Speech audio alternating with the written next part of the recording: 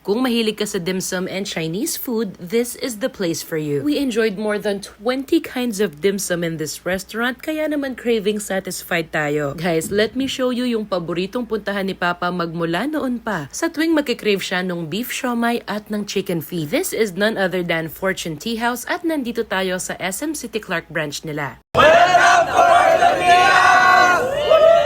Ang gusto ko dito sa Fortune is very ideal siya para sa mga families and big groups. Marami kang pagpipilian sa menu nila, so there's always something for everybody. Tapos very affordable pa. Marami sa mga dishes nila yung ranging from 350 to 550. Tapos good for around 4 to 5 packs yung serving size. Sobrang wide yung variety ng menu nila, so hindi ko kayang ipakita lahat ng prices. Pero some of it I'll try to flash sa video na to para may idea kayo. So eto nga, bago ang lahat, nauna na agad si Papa doon sa chicken feet.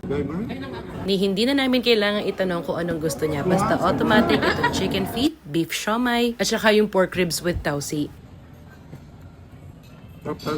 Sa siopaw naman, meron sila ng bola-bola, Shanghai, and asado. Pinakagusto ko sa tatlo itong asado. Tapos merong regular size at meron din itong jumbo. After nyan, dito na tayo sa iba't ibang klase ng dumplings. Alam naman ng lahat na yung best seller dito ay yung pork siomai. Pero first time kong itatry itong seafood roll and it's my new favorite. Meron siyang imitation crab, shrimp, glass noodles. It's very delicate but bursting with that seafood flavor. Gustong gusto ko yung mga deep fried nila. Meron ng fried prawn, spring roll, wonton, at yung spicy dumpling, the best. Tapos pwede mong i-dip either sa mayo or sweet and sour sauce. And very soon itong mga frozen dim sum nila and chili sauce magiging available na rin sa mga supermarket. Sa drinks naman, meron ng mga fruit shake and syempre hindi mawawala yung black and white gulaman. Kung mas prefer mo naman yung mga main dish with rice, eto yung mga masasuggest namin. Pagdating sa soup, madalas yung order ko lang talaga dito ay yung may spinach and seafood. Pero first time kong itatry etong may sea moss, century egg and seafood and sobrang okay din siya. Best enjoyed while it's piping hot. At eto namang hot prawn salad, ang go-to order ni tita sa tuwing kakain sila dito. Hindi daw siya gutom pero nung nakita niya to, nakangiti agad siya. Meron niyang fruits, mayo, and some crispy breaded shrimp. Hindi nakakasawa. And then syempre hindi mawawala yung pansit. Pangpahaba ng kung ano man ang gusto niyong pahabain sa buhay niyo.